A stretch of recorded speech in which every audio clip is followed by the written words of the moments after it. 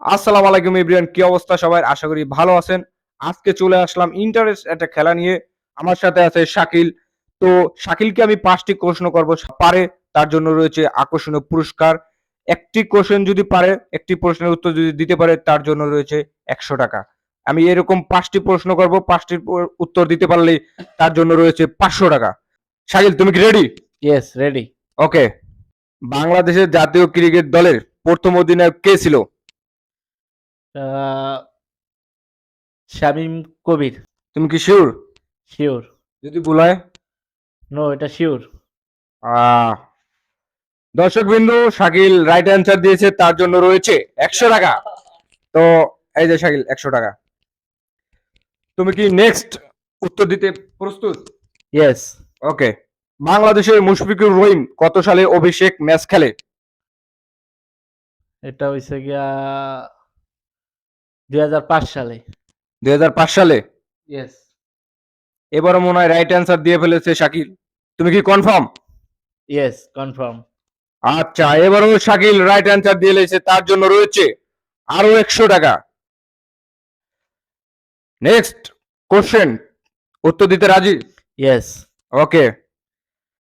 2025 BPL এ সর্বোচ্চ উইকেটের মালিক কে হয়েছিল?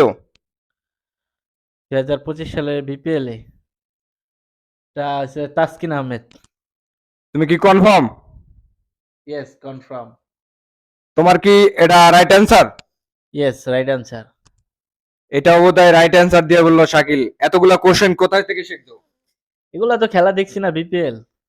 যাই হোক, তোমার জন্য রয়েছে আরো 100 টাকা। কোশ্চেন নাম্বার 4, মাশরাফি বিন মুর্তজার অভিষেক ম্যাচ হয় কত সালে? মাশরাফির। এবার মনে হয় পারবা না। কনফার্ম? নো। হ্যাঁ? সরি, পারবো না।